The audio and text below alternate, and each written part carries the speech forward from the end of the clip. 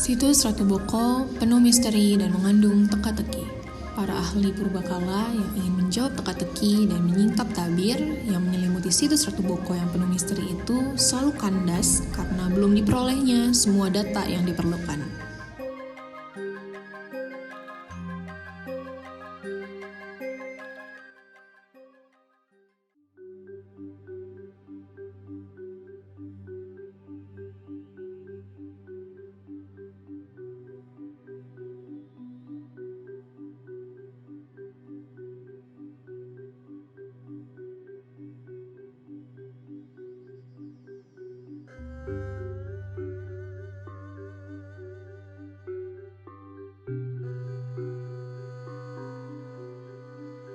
Candi Ratu Boko merupakan peninggalan kerajaan Mataram kuno.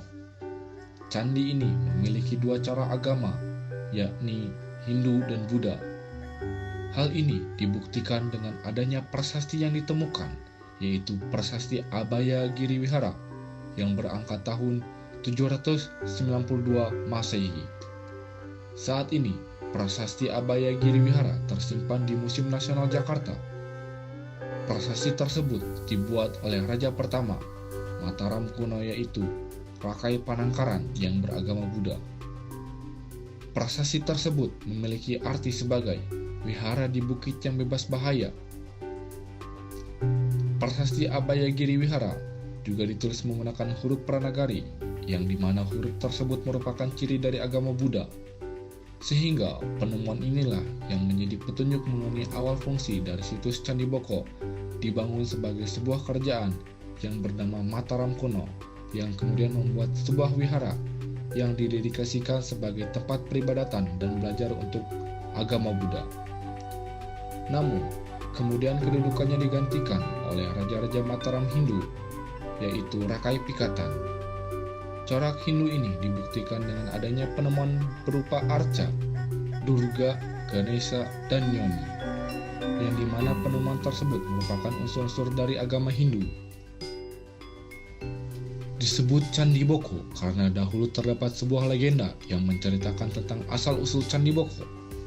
Legenda ini berkaitan dengan keberadaan Candi Prambanan, yang dimana terdapat anggapan bahwa Candi Ratu Boko dahulunya merupakan sebuah keraton milik seorang raksasa bernama Prabu Boko. Ia merupakan ayah dari Roro Jonggrang. Konon legendanya, Prabu Boko akan selalu memangsa manusia sebagai makanannya.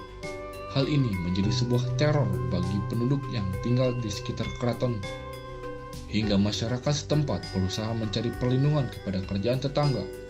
Dan pada akhirnya, Bondowoso sebagai pangeran kerajaan diutus oleh ayahnya untuk melindungi penduduk dengan cara menyerang Prabu Boko.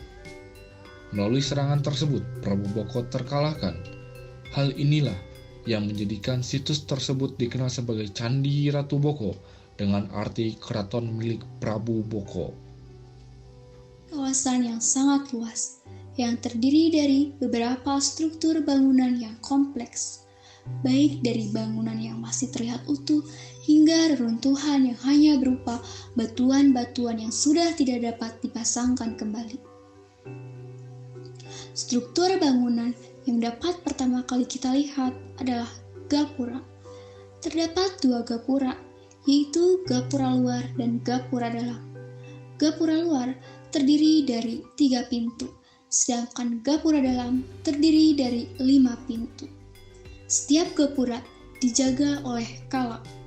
Kala dipercaya sebagai penangkal roh-roh jahat, karena bagian setelah melewati gapura akan menemukan tempat yang dulunya adalah tempat belajar mengajar Buddhisme, sehingga tempat tersebut harus dijaga karena dianggap suci. Setelah melewati gapura, kita akan menemukan sebuah sumur suci yang dinamakan juga sebagai Tirta Mantana. Air yang ada digunakan untuk persiapan upacara sehari sebelum hari Nyepi pada masa itu. Dan di sebelahnya terdapat sebuah tandon air. tandon air merupakan tempat penampungan air, karena pada masa itu sulitnya untuk mendapatkan air, sehingga air yang didapatkan berasal dari air hujan. Bangunan yang dapat kita temui selanjutnya adalah Candi Pembakaran. Secara arkeologi, temuan ini diidentifikasikan sebagai Batur Candi 11. Namun, masyarakat mengenalnya sebagai tempat pembakaran mayat, sehingga disebut dengan Candi Pembakaran. Bangunan selanjutnya yang dapat kita temui adalah Paseban. Sesuai dengan namanya, Paseban, bahwa kata seba memiliki arti menghadap, sehingga bangunan tersebut digunakan sebagai tempat untuk menghadap raja. Selanjutnya ada pendopo.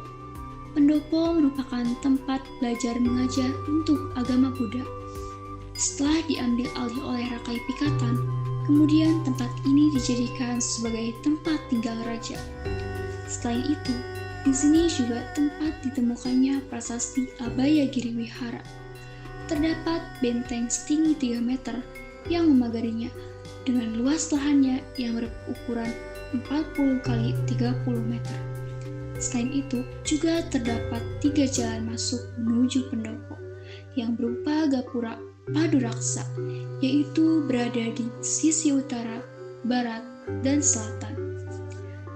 Dan juga terdapat 3 candi kecil atau Trimurti sebagai tempat pemujaan kepada dewa, yaitu Dewa Wisnu, Dewa Shiva, dan Dewa Brahma.